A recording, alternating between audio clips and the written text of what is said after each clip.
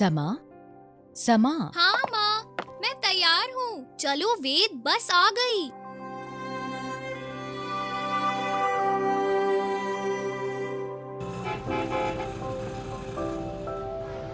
माँ घर के सारे कामों के बोझ से दबी रहती हैं, पर न जाने क्यों पापा उनकी कोई मदद नहीं करते। मैं जानती हूँ कि पापा ऑफिस जाते हैं, लेकिन माँ तो घर की सफाई भी करती हैं, सभी के लिए खाना पकाती हैं और फिर ऑफिस भी जाती हैं। मुझे इस बारे में ईशा मैम से बात करनी चाहिए। धन्यवाद बच्चों, आज की क्लास खत्म होती है। अगर तुम्हारे कोई सवाल हो तो मेरे पास आओ।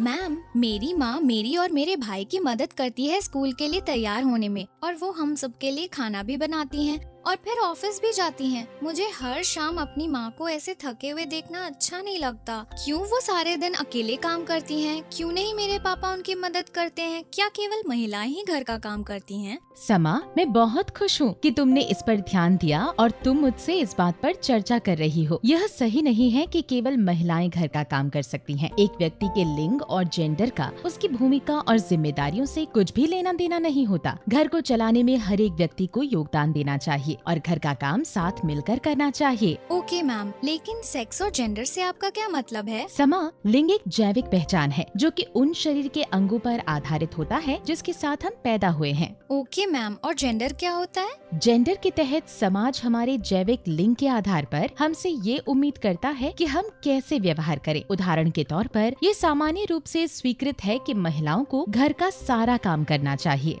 मैम, बिल्कुल ऐसा ही मेरे घर में हो रहा है और मुझे लगता है कि ये गलत है। सही कहा समा, ये बिल्कुल ठीक नहीं है और ये महत्वपूर्ण है हम ऐसी चीजों पर सवाल उठाएं जिन्हें स्टीरियोटाइप कहते हैं। शायद तुम ये जानती होगी कि दुनिया के ज्यादातर शेफ पुरुष हैं और उन्होंने इस स्टीरियोटाइप को तोड़ा है कि केवल महिलाएं खाना पका सकती हैं। इसी तरह मैरी कॉम, जो कि एक बॉक्सर हैं, उन्होंने ये दिखाया है कि महिलाएं भी लड़ सकती हैं और वे भी उतनी ही मजबूत होती हैं। ये कुछ उदाहरण हैं जिनको तुम ध्यान में रख सकती हो और अपने दोस्तों और परिवार से शेयर कर सकती हो। धन्यवाद मैम, मैं अपने मम्मी और पापा से चर्चा करूंगी और जब भी मैं ऐसा कुछ अपने आसपास होते देखूंगी, इन बातों पर सवाल उठाऊंगी। पद्मा, क्या डिनर तैयार है? और मैं सोच रहा था कि तुम हम सबके लिए कुछ खाना बना लो ताकि हम ट्रेन में भूखे ना रहें। ठीक है। सही कहा समा, ये बिल्कुल ठीक नहीं है और ये महत्वपूर्ण है हम ऐसी चीजों पर सवाल उठाएं जिन्हें स्टीरियोटाइप कहते हैं। वेद, वेद।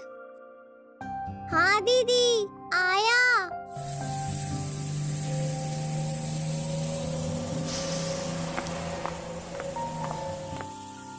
पापा, क्या मैं आपसे कुछ पूछ सकती हूँ? बिल्कुल समा, बोलो क्या बात है? आप माँ की घर के कामों में मदद क्यों नहीं करते? मैं दिन भर ऑफिस में काम करता हूँ और जब वापस आता हूँ तो थका होता हूँ। तब मैं टीवी देखना और आराम करना पसंद करता हूँ। लेकिन माँ भी तो ऑफिस जाती हैं, पर तब भी वो घर वापस आकर खाना बनाती हैं और घर साफ करती हैं और अन्य घरेलू काम करती हैं। समा, तुमसे ये सब बातें किसने कही? हर घर में माँ खाना बनाती है और घरेलू कार्य करती है। यह हमारे समाज में सामान्य है और इसमें कुछ भी गलत नहीं है। नहीं पापा, ये गलत है।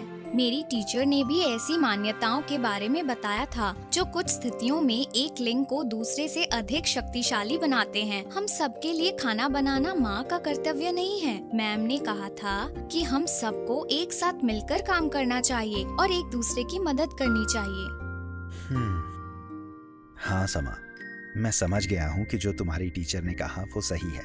मुझे मेरी गलती का एहसास हो गया है। मैं तुम्हारी माँ की खाना बनाने में मदद करूंगा और कल शिमला जाने के लिए बैग भी पैक करूंगा। धन्यवाद बेटा, ये बताने के लिए कि मैं क्या गलत कर रहा था।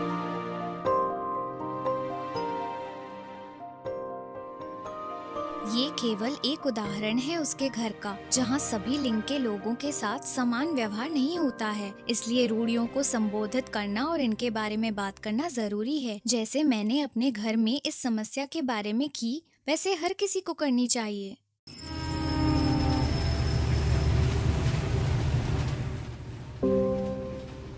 वेद, क्या हुआ? तुम इतने डरे हुए क्यों लग रहे हो? दीदी, मैं इनसे बहुत डरता हूँ। ये लोग कौन हैं?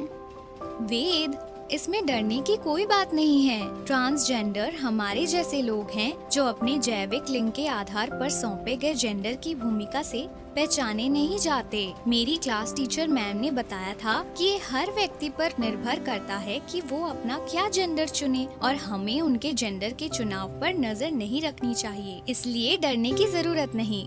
लेकिन दीदी, वो सबके पास क्यों जा रहे हैं? समाज ट्रांसजेंडर को समान मौके नहीं देता है, जिसकी वजह से उनको अपनी दैनिक जरूरतों को पूरा करने में चुनौतियाँ आती है। इसीलिए वो लोगों से पैसे मांगते हैं। माँ पापा, क्या हम उनकी मदद कर सकते हैं? अभी तुरंत ये सब बंद करें। हर एक व्यक्ति जैसा बनना चाहे वैसा बनकर जीवन जीने के लिए स्वतंत्र है। आप सब लोगों को इनसे माफी मांगनी चाहिए और दोबारा बिल्कुल ऐसा नहीं करना चाहिए। हम अपनी गलती महसूस करते हैं और शर्मिंदा हैं। धन्यवाद सर। अब समय है कि लोग ये समझें कि हमारा जेंडर या जीवन जीने का चुनाव हमें कमजोर नहीं बनाता और इस आधार पर हमारे साथ भेदभाव नहीं किया जाना चाहिए। वो सही कह रहे हैं। हमें सभी इंसानों का सम्मान करना सीखना चाहिए और लोग जैसे भी हैं उनको स्वीकार करना चाहिए।